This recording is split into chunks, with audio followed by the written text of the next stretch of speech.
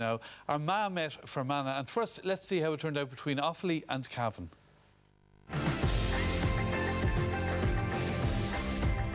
The pressure was on in O'Connor Park as Offaly and Cavan faced off in a winner-takes-all encounter.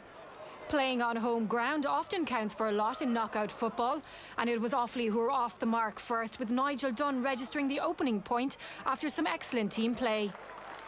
With so much on the line, mistakes were inevitable, and in the early stages, Cavan struggled with their accuracy. Niall McDermott had a gilt-edged chance to find the net, but he blasted wide.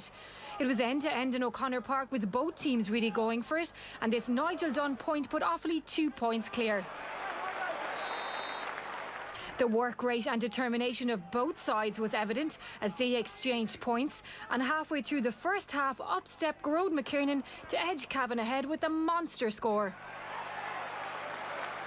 But Offaly kept responding, and Graham Guilfoyle showed good execution to put his side a point ahead as both teams battled to establish a foothold in the game.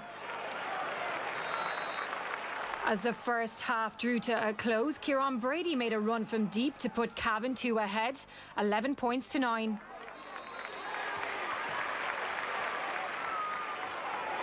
Three points on the trot after the break, including this one from Jared Smith, extended Cavan's lead as the momentum started to swing their way. Showing his strength, Liam Buchanan held off the Offaly challenge to pick out Darren McVitie, who expertly laid off the ball to McKiernan. There was no stopping the midfielder, and it was Cavan 114, Offaly 9 points. Niall McNamee, fresh from the bench, created space to collect the ball and get a vital point as Offaly tried to claw back that Cavan lead. Cavan were reduced to 14 men when James McEnroe was shown a second yellow. Offaly tagged on 2 more points, and with full-time approaching, they trailed by just 4. However, there was no comeback on the cards. Offaly now bow out of the championship while Cavan march on to the next round. Full-time Cavan 117, Offaly 16 points.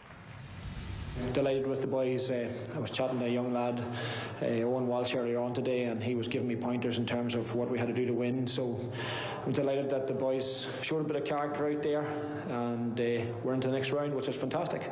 I felt the week's turnaround paid its price in the second half. We struggled at the start of the second half. They scored 1-3 in the space of 5 or 6 minutes to start the second half, and that's what won the game for them. An all-Ulster affair at the Athletic Grounds as Armagh and Fermanagh went head-to-head in a championship game for the first time since 2010. And it was Armagh who made a quick start. Andrew Murnan working to find space, then making light of a difficult angle to find the target and fire Kieran McGeeney's men in front in impressive fashion. Rory Grugan would soon after add a free to extend their lead before Fermanagh found their feet and some fluidity going forward. Ryan Lyons finishing off a flowing move to restore parity at 2 points apiece. Either side of that, Tomás Corrigan had his eye in 2 frees plus this outstanding sideline conversion with the outside of his right boot. A 2-point Fermanagh lead became 3 when captain Eoin Donnelly produced an unerring finish. 5 unanswered points from Pete McGrath's charges and Fermanagh seemingly in control. But in an oscillating first half, Armagh came roaring back to kick 5 on the bounce themselves. A second from Murnan, 1 from Kieran O'Hanlon, 2 frees from Grugan, but the pick of them, this peach from Jamie Clark, and Armagh would lead by 2 at the break. As was the case in the opening half, Armagh came out strongly at the start of the second. A brace of Niall Grimley points, 1 from a free and this from play, extended their lead out to 4.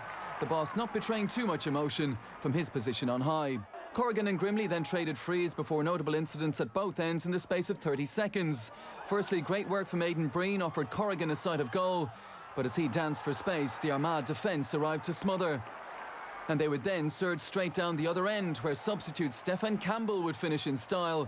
A 4-point swing, Armagh 5 points to the good, 16 minutes into the second half. It then got even worse for Fermanagh when they lost their captain Eoin Donnelly to a second yellow card. But with Sean Quigley omitted from the starting 15 now on, he was making his presence felt. After opening his account, Quigley would watch on as Tomás Corrigan's deflected effort would fall kindly for Daniel Teague.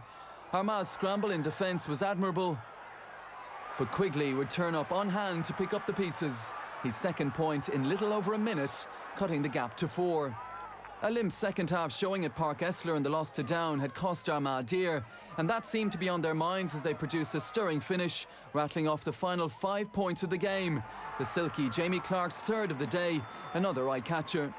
Stefan Campbell was to raise another white flag late on as McGuinness's men outscored Fermanagh 12 points to 5 in the second period, en route to running out comprehensive 20 points to 11 victors. A tough year comes to an end for Fermanagh. Armagh bounce back in style, maybe a side to watch going forward. We're very disappointed after the Down, the way we played against Down, so we're very happy to put up a good show here tonight, and just all it is getting into the next round. That's all we're interested in at this point.